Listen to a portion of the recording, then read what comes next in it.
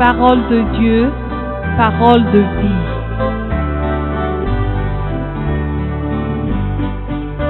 Une émission présentée par la radio Saint-Sienne avec les offices de l'association Tira Sitila Zansara, chant et évangile.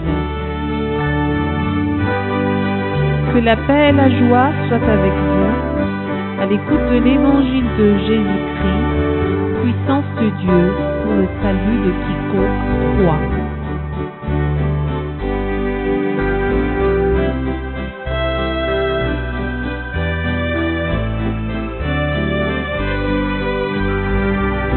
Parole de Dieu, parole de vie.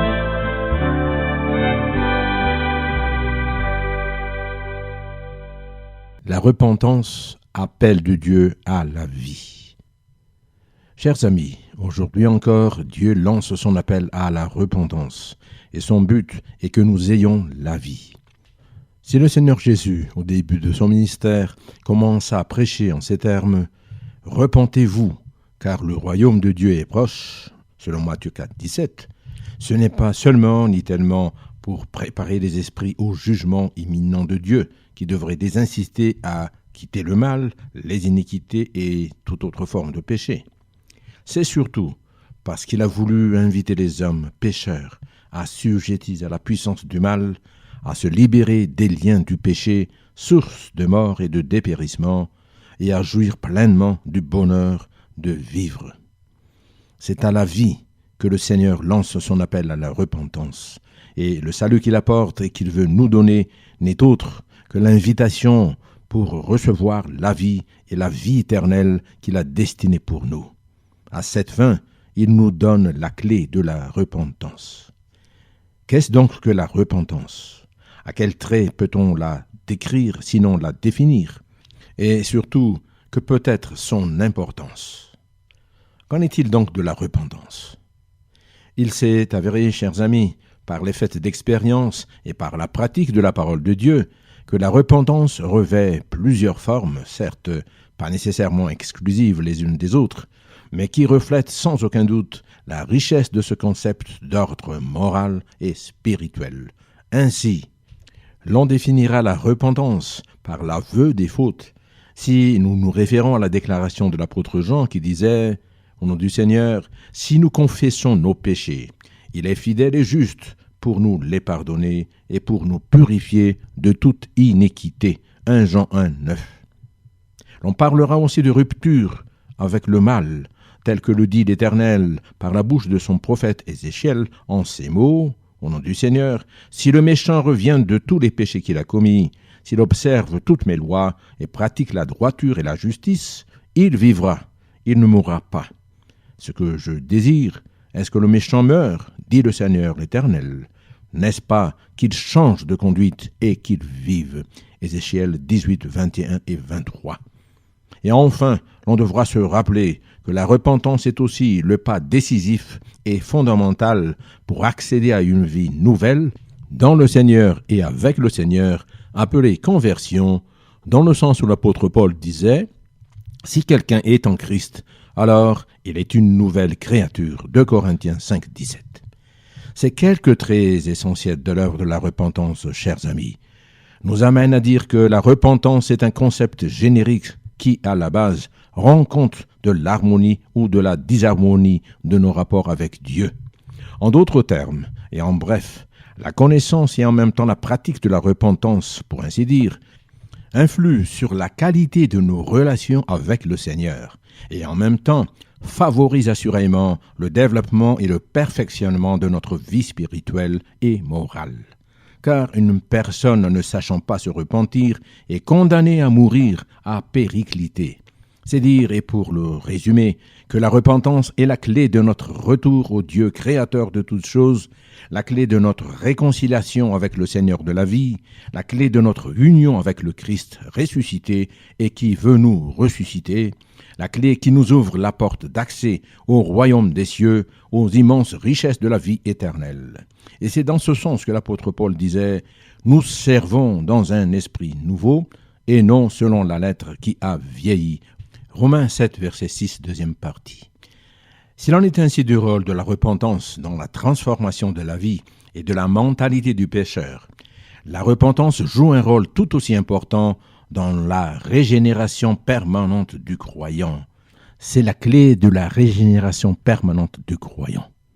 Cela signifie que la repentance, telle que nous l'avons avancée, est l'appel à la vie, mais elle contribue surtout à notre régénération de manière incessante, ininterrompue, continuellement renouvelée pour la vie, selon la déclaration de Jésus, « Celui qui croit en moi, des fleuves d'eau vive couleront de son sein, comme dit l'Écriture. » Il dit cela de l'Esprit que devaient recevoir ceux qui croiraient en lui, car l'Esprit n'était pas encore, parce que Jésus n'avait pas encore été glorifié, selon Jean 7, 38 et 39. De même, l'Épître aux Hébreux, voulant contribuer à l'avancement et au mûrissement de la foi, exhorta les croyants en ces termes au nom du Seigneur. C'est pourquoi, laissant les choses élémentaires de la parole de Christ, tendons à ce qui est parfait, sans poser de nouveau le fondement du renoncement aux œuvres mortes, indiquant par là la repentance, de la foi en Dieu, de la doctrine des baptêmes, de l'imposition des mains, de la résurrection des morts et du jugement éternel, selon Hébreux chapitre 7, versets 1 et 2. Ce qui signifie que la repentance permanente fait partie intégrante de la vie du croyant. C'est sa culture permanente. Pour sa croissance et son plein développement, au contraire de ceux qui croient que la repentance est requise juste pour les premiers moments de la conversion ou de la nouvelle naissance dans le royaume de Dieu. Le témoignage de l'apôtre Paul à ce sujet est des plus éloquents lorsqu'il disait, au nom du Seigneur, « Ce n'est pas que j'ai déjà remporté le prix ou que j'ai déjà atteint la perfection, mais je cours pour tâcher de le saisir, puisque moi aussi j'ai été saisi par Jésus-Christ. Frère, je ne pense pas l'avoir saisi, mais je fais une chose, oubliant ce qui est en arrière et me portant vers ce qui est en avant, je cours vers le but pour remporter le prix de la vocation céleste de Dieu en Jésus-Christ. » Épître aux Philippiens, chapitre 3, versets 12 et 14. Remporter le prix de la vocation céleste de Dieu en Jésus. C'est au prix d'une repentance continuelle qui mortifie les œuvres de la chair et qui œuvre en faveur de l'action de sanctification perpétuelle du Saint-Esprit en nous, ce selon l'enseignement du docteur Martin Luther, père d'Église et de réveil spirituel. En dernière analyse, le choix est laissé à chacun d'entre nous d'opter soit pour la repentance, source de renouvellement continuel et donc d'accomplissement, soit pour la non-repentance, fruit de l'autosatisfaction et de l'auto-justification sur ce que l'on est, sur ce que l'on fait et sur ce que l'on a acquis. Qu'en est-il alors de la justification de la non-repentance et de ses fruits? La parole de Dieu à ce sujet est très significative lorsque le Seigneur fit écrire à l'ange de l'église de Laodicée en ces termes, au nom de Jésus. Écris à l'ange de l'église de Laodicée. Voici ce que dit l'Amen, le témoin fidèle et véritable, le commencement de la création de Dieu. Je connais tes œuvres, je sais que tu n'es ni froid ni bouillant. Puisses-tu être froid ou bouillant? Ainsi, parce que tu es tiède et que tu n'es ni froid ni bouillant, je te vomirai de ma bouche. Parce que tu dis, je suis riche, je me suis enrichi et je n'ai besoin de rien. Et parce que tu ne sais pas que tu es malheureux, misérable, pauvre, aveugle et nu, je te conseille d'acheter de moi de l'or éprouvé par le feu, afin que tu deviennes riche, et des vêtements blancs, afin que tu sois vêtu et que la honte de ta nudité ne paraisse, et un collier pour oindre tes yeux, afin que tu vois. Moi, je reprends et je châtie tous ceux que j'aime. Aie donc du zèle et repens-toi. Apocalypse au livre de la Révélation, chapitre 3, versets 14 à 19. Pourquoi donc se repentir? Et quels inconvénients y a-t-il à ne pas se repentir?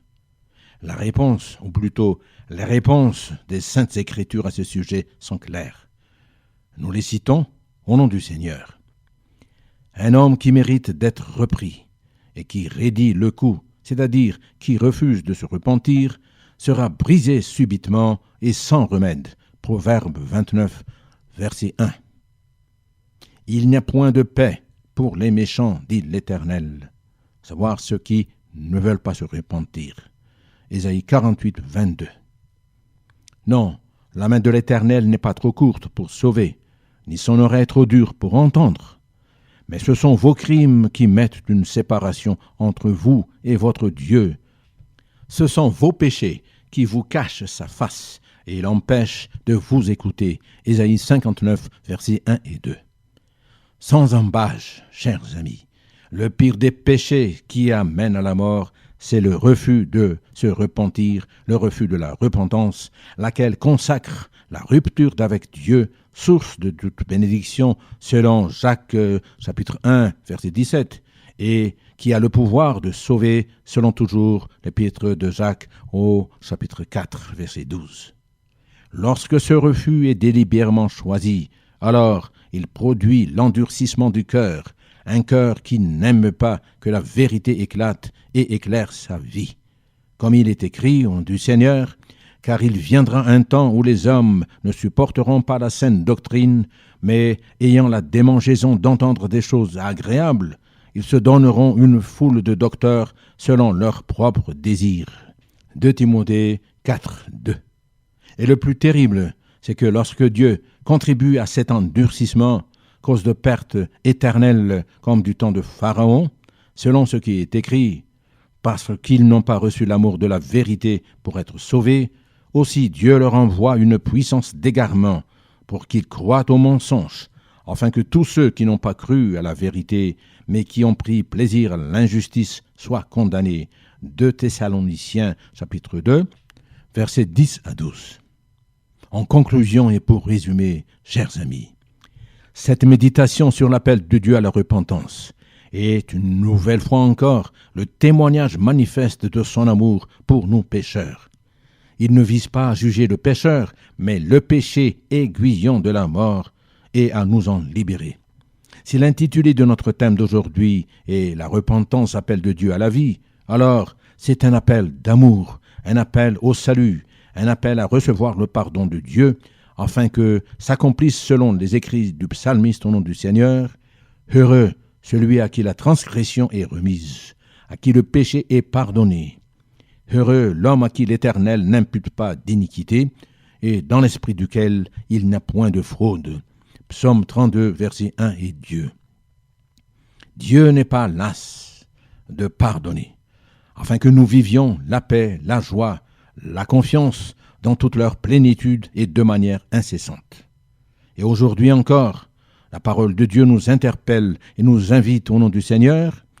Dieu, sans tenir compte des temps d'ignorance, annonce maintenant à tous les hommes, en tout lieu, qu'ils aient à se repentir, parce qu'il a fixé un jour où il jugera le monde selon la justice, par l'homme qu'il a désigné, ce dont il a donné à tous une preuve certaine en le ressuscitant des morts, à savoir le Seigneur Jésus-Christ. Acte 17, versets 30 et 31. Oui, le Seigneur dit et rappelle, « Repentez-vous et vous vivrez. » Dans le nom de Jésus-Christ, notre Seigneur et Sauveur. Amen.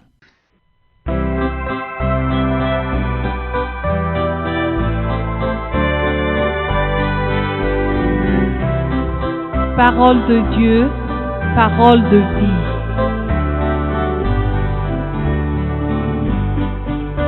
Une émission présentée par la radio Saint-Sienne avec les offices de l'association Tira Sitila Zansara, chant et évangile. Que la paix et la joie soient avec vous à l'écoute de l'évangile de Jésus-Christ, puissance de Dieu pour le salut de quiconque croit.